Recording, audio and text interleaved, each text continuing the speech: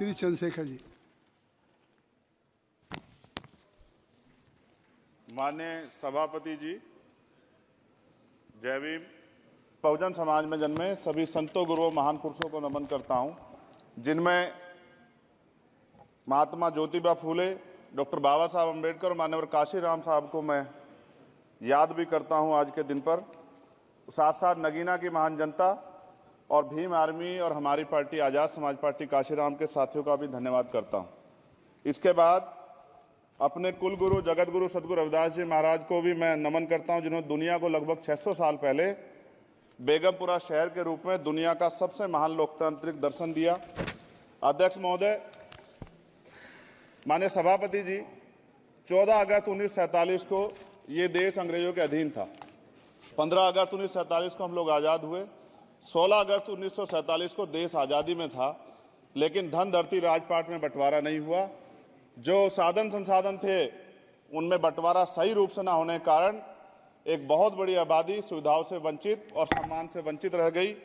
उनको सम्मान देने के लिए और अंतिम व्यक्ति तक सुविधाएं पहुंचे, इसके लिए लोकतंत्र की व्यवस्था हुई। लेकिन आज़ादी के 70 साल बाद भी हम कहाँ खड़े हैं, इस पर ये चिंता का विषय है। मैं मानता हूं कि सामाजिक न्याय तभी होगा माननीय सभापति जी, जब जातीय जनगणना पूरी होगी और जातीय जनगणना कराई जाएगी और साथ साथ संख्या के आधार पर आरक्षण जो है वंचित वर्गों का बढ़ाया जाएगा। उसके साथ साथ जब राष्ट्रपति जी अभिभाषण पर बात रख रही थी तो उन्होंने शहरी और ग्रामीण क्षेत्रों के विकास की बात कही और ये भी कहा कि दुनिया में सबसे उत्तम शहर हमारे यहाँ बने। लेकिन माननीय सभापति जी, 70% आबादी तो गांव में निवास करती है, तो गांव की आबादी के बारे में भी सोचना होगा कि उनका जीवन कैसे बदले। माननीय सभापति जी, उच्च शैक्षणिक संस्थानों में बहुजन समाज के जो छात्र हैं उनके साथ कास्ट एट्रोसिटी हो रही है, निरंतर उनकी हत्या हो रही है। साथ साथ जो सरकारी कर्मचारी हैं दफ्तरों में, उनके साथ भी जो SC ST OBC और मुस्लिम और अन्य धार्मिक अल्पसंख्यक उनके साथ भी माननीय सभापति जी जातिगत और धार्मिक जो है शोषण किया जा रहा है। इसलिए मेरी मांग भी है कि पुरानी पेंशन को भी अध्यक्ष जी बहाल किया जाए। जो कर्मचारी देश की सेवा में लगे हैं उनका भी सम्मान होना चाहिए। साथ साथ सभापति जी, भाजपा ने चुनावी लाभ के लिए सबका साथ सबका विकास के नारे दिए जो खोखले हैं, क्योंकि 10 साल में दलित, पिछड़े, आदिवासी, मुस्लिम और अन्य धार्मिक अल्पसंख्यक जो अत्याचार हुए हैं वो किससे छिपे हुए नहीं हैं। ये गलत है, ये बंद होना चाहिए।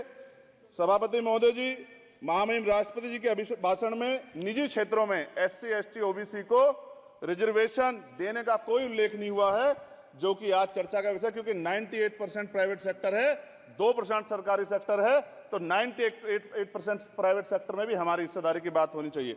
माननीय सभापति जी, आशा कार्यकर्ताओं, आंगनबाड़ी वर्करों, भोजन माताओं के वेतन वृद्धि पे भी कोई उल्लेख नहीं हुआ है, वो भी अभी नंगे, उन पर भी सोचना पड़ेगा। माननीय सभापति जी, जिस क्षेत्र से मैं चुन के आऊं नगीना से, वो बहुत पिछड़ा क्षेत्र है। उस क्षेत्र में कोई विशेष आर्थिक पैकेज नहीं दिया गया, रोजगार की सेवाएं नहीं है, नौजवान पलायन करता है। IIT, IIM, एम्स, केंद्रीय विद्यालय आदि शिक्षा में और चिकित्सा संस्थानों की स्थापना होनी चाहिए, जो कि नहीं है। और माननीय सभापति जी, मानसून सत्र आ गया है, मेरा क्षेत्र बाढ़ से बहुत प्रभावित है, इसलिए मैं आपसे आग्रह करूंगा कि वहां के लोगों को बाढ़ से निजात दिलाई जाए।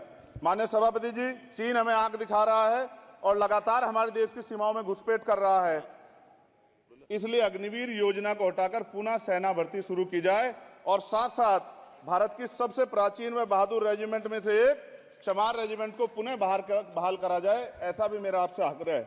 माननीय सभापति जी, पिछले सारे प्रधानमंत्रियों ने मिलकर जितना कर्ज लिया है उससे दुगना कर्ज हमारे वर्तमान के प्रधानमंत्री जी ने लिया है। किसान अगर अपना कर्ज माफ कराने के लिए जाता है तो लाठी झेलनी पड़ती है, जबकि सरकार ने धन्ना सेठों का 15 लाख करोड़ रुपया माफ किया है।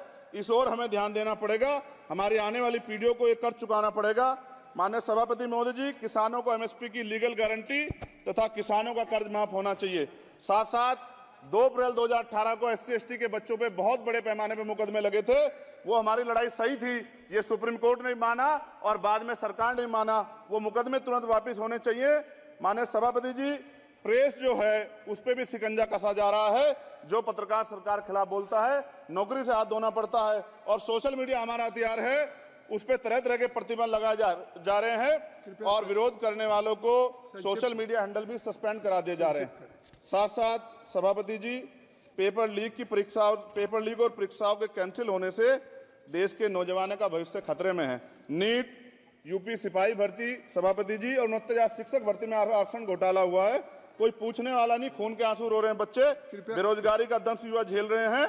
इसलिए मेरा आग्रह है कि युवाओं के लिए कृपया समाप्त करें चंद्रशेखर जी। माननीय सभापति जी, मैं पहली बार बोल रहा हूं, आप कहेंगे मैं बैठ जाऊंगा, मैं आपकी बात, मैं संवैधानिक मर्यादा का पालन करूंगा, मगर हम तो माननीय सभापति जी सुन ही रहे हैं। आप बोलिए, 1 मिनट। धन्यवाद, धन्यवाद। 1 मिनट और बोलिए। अध्यक्ष सभापति जी, नारी सम्मान की बात करने वाली सरकार, हमने मणिपुर देखा सर, हमने पहलवान बेटियों का हर्ष देखा सर, और हमने सर हाथरस की बेटी का हर्ष देखा सर, और हाथरस के परिवार को जो वादा किया था सरकार ने वो भी पूरा नहीं किया। और महिलाओं में भी, स्पेशली दलित, पिछड़े और मुस्लिम वर्ग की, आदिवासी वर्ग की महिलाओं के साथ आज भी एनसीआरबी का डाटा कहता है सर जो जुल्म हो रहा है वो सहनीय नहीं है सर। साथ साथ कोविड में तैरती, हमने कोविड में बहुत सुना सर, कोविड में तैरती लाशें भी गंगा में हमने देखी है सर, और मजदूरों का हाल भी हमने देखा है। सभापति जी, बस सब समाप्त कर रहा हूं। नोटबंदी पे छोटे मजले उद्योग की जो कमर टूटी वो भी हमने देखी है। सभापति जी, शैक्षणिक संस्थानों, विश्वविद्यालयों में, चिकित्सा संस्थानों में ओबीसी एसटी के योग्य अभ्यर्थी को एनएफएस करके जिस तरह निकाला जा रहा है, लेटरल एंट्री करके जिस तरह हमारे रास्ते बंद किए जा रहे, ये भी हम देख रहे हैं सभापति जी। साथ साथ मेरा ये कहना है सर, ये सबका इशू है कि प्राइवेट कर्मचारी सर और सरकारी भी कई जगह पे 8 से ज्यादा घंटों से काम करते हैं, और उनको जो सर उचित वेतन भी नहीं मिलता, तो न्यूनतम वेतन 20,000 रुपए तय हो और 24 घंटे की ड्यूटी। उदाहरण के तौर पे यूपी पुलिस सर बहुत पूरा काम करते हैं वो लोग। वो राज्य के विषय हैं, आप यहाँ सर मैं आपके राज्य सरकार के लिए भी आपके संज्ञान में डाल रहा हूँ विषय सर। पुलिस सब जगह है सर, लेकिन सवाल ये है सर, बहुत पसीना बहाते हैं, 8 घंटे की ड्यूटी और वेतन विसंगति, बॉर्डर स्कीम से उनको जो बाहर